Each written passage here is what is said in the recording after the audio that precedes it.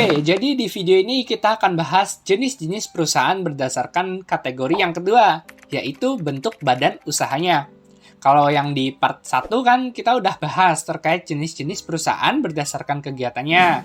Ayo ngaku, udah pada nonton belum nih? Kalau belum, linknya aku taruh di deskripsi ya. Kita mulai aja dari sumber yang sama nih, kayak video sebelumnya. Ada 6 macam perusahaan berdasarkan bentuk badan usahanya.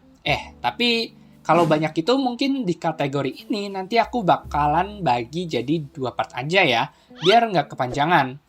Oh ya, sebelumnya disclaimer dulu nih. Kalau jenis-jenis perusahaan yang nanti disebutin, bisa aja beda-beda nama dan peraturannya di tiap negara ya. Yang kita bahas kali ini umum ada di Indonesia. Cus, langsung aja. Yang pertama ada perusahaan perorangan atau sole proprietorship. Sesuai namanya, jadi di perusahaan kayak gini nih, semua kegiatan usahanya itu dilakukan sendiri.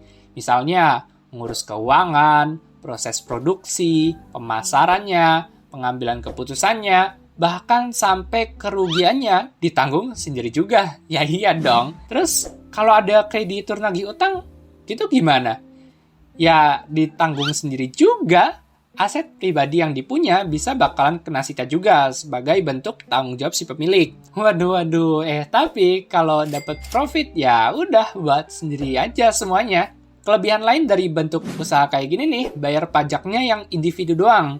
Nggak ada tuh yang namanya kena pajak badan atau entitas. Contoh perusahaan ini nih biasanya itu kayak toko-toko kecil yang termasuk dalam usaha ekonomi mikro. Oke, lanjut yang kedua ada CV yang aslinya singkatan dari bahasa Belanda loh, yaitu Humanitair Vennootschap. Bahasa Indonesia sih persekutuan komanditer.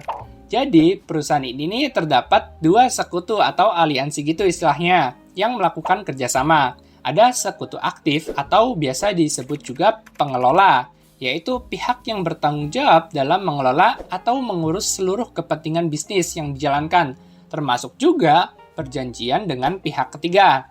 Nah, kalau sekutu pasif adalah pihak yang menginvestasikan modalnya untuk keperluan bisnis dalam perjanjian internal tertulis yang dibuat dengan sekutu aktif. Atau dengan kata lain, sekutu pasif ini tidak memiliki hak untuk mengganggu aktivitas bisnis yang dijalankan.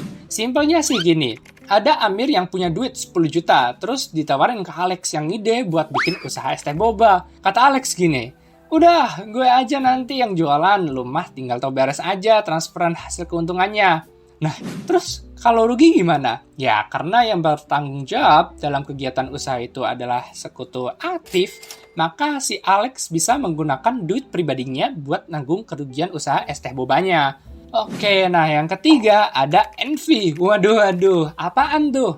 Tenang, itu bahasa Belanda yang asalnya itu dari kata Naamloos Vennootschap yang artinya perseroan terbatas, alias biasa kita tahu PT ya.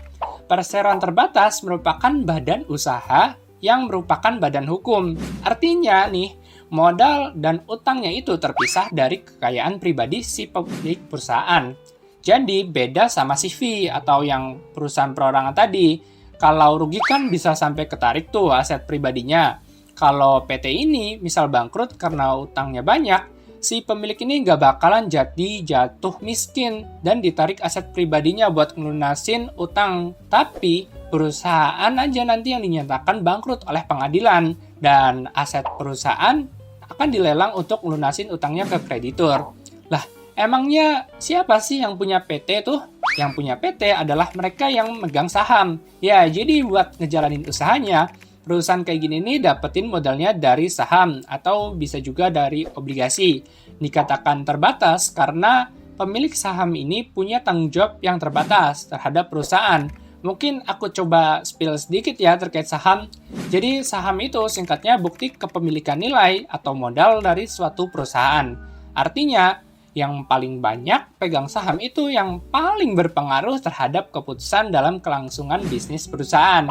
Oh ya, karena PT itu merupakan badan hukum, jadi harus punya akta notaris ya sebelum mendaftar dan dapetin pengesahan dari Kementerian Hukum dan HAM. Oke, mungkin segitu dulu ya biar gak kepanjangan penjelasan mengenai jenis-jenis perusahaan berdasarkan bentuk badan usahanya. Lanjutannya ada di next video ya. Semoga bermanfaat.